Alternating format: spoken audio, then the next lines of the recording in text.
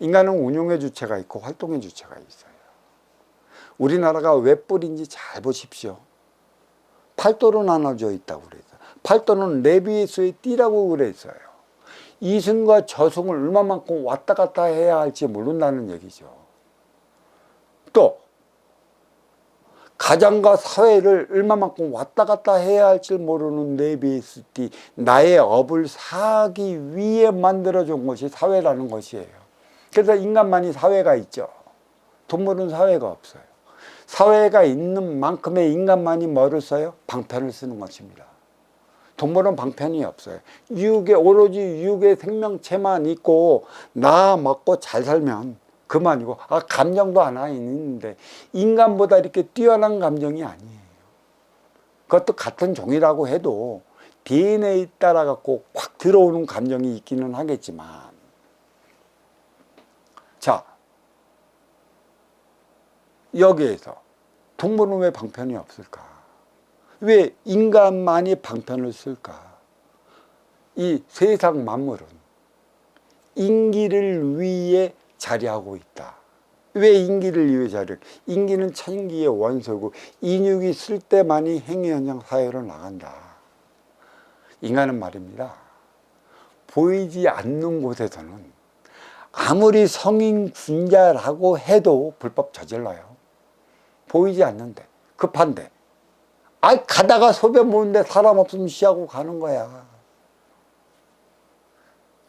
그래서 태양을 왜 양심이라고 하는가? 태양과 달이 나의 중심의 왼쪽 오른쪽으로 음양의 차원으로 돌고 도는가?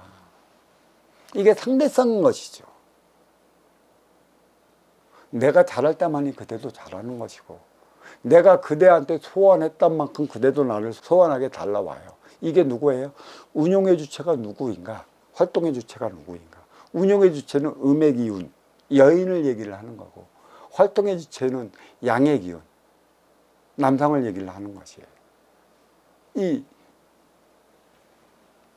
도덕경에서는 이 여인을 현민의 골짜기라고 하잖아. 무지무지 시켜 세운다고. 여인이 있어. 여인은 지혜의 상징이란 말이야. 힘으로 못 써줘. 이 지혜롭게 살아가야 할 이들이 육색 물질 문명에 빠져갖고 행위 현장 사회로 지금 나가다 보니까 가정의 질서가 깨져버리는 거야. 힘의 논리로 살아가는 거야. 그 여자는 뭐예요? 여자가 아무리 뛰어나다고 해도 지식적인 양의 측면으로서는 활동의 주체 남성을 못 따라갑니다. 하지만 여자는 현민의 골대 지혜의 표상이라고 그랬어요. 여자는 뭐를 갖고 있다? 경공품을 갖고 있다고 그랬어요. 한 달에 한 번씩 월경하는 이유가 뭐야? 월경이 찾아오는 것도 초승에서 반달에서 보름달로 가는 것처럼 월경의 차원이 바뀌어준단 말이야. 4, 7이 28. 딱 보름날도 4, 7이 28로 이렇게 바뀌어버려요. 궁이 있어. 이란으로서는 육의 생명체를 낳아. 그대 여인들이 낳는 건 동물만 낳았어. 네 자식들이 아니야. 천기의 원소 동물이 낳고 인기가 들어갔어. 그래서 이 자식들을 지 것처럼 지 뜻대로 해보려면 이 자식이 뭐야? 부모한테 속삭이는 일만 하면 돼. 상대적으로. 내 자식인 것처럼 받아들이기 때문에 그런 일이 일어나는 것이지. 그게 어찌 네 자식이 6만 그대가 났어. 6만. 누구를 통해? 씨, 활동의 주체의 씨를 통해 났어. 씨를 부화시키는 건 뭐예요? 물이라는 것이죠. 이 육지에 물이 흘러가는 곳에서는 자연이 형성돼요. 이 사막도 물만 흐르면 그 안에 그 세포들이 살아 숨지고 있어갖고 육의 생명체가 물만 있으면 움직여요. 육의 생명체, 그 물이 없기 때문에 죽은 듯 있는 듯 없는 듯 있게 만들어 놓은 게 그게 원리라는 것이죠. 그게 근본이라는 것이에요. 누구를 위한 것이에요? 인간을 위한 것이죠. 인간은 모든 방편을 쓰면서 살아가야 하는 것이에요. 방편을 잘 쓰는 이들이 누구예요? 지도자, 운용의 주체에 있는 것입니다. 주어진 걸 얼마만큼 바르게 쓸래?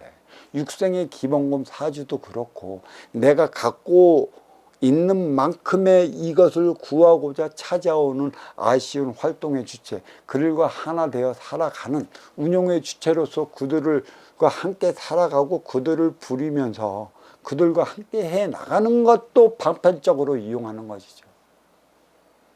다 쓸 줄 알아야 하는 것이죠.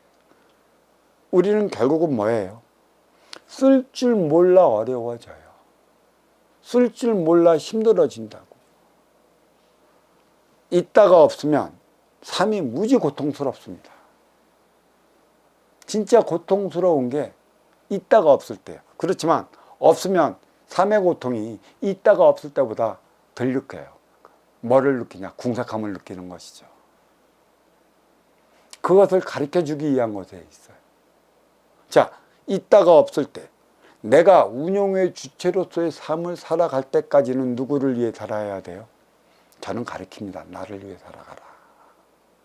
육생의 기본금을 너의 근기만큼 분명히 주어진 거, 그 자리에 올라가면 이것을 필요로 하는 이들이 찾아올 것이다.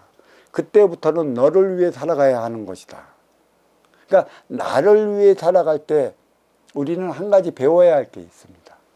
너를 위해 살아가야 하는 법. 덕이 무엇인지, 정이 무엇인지.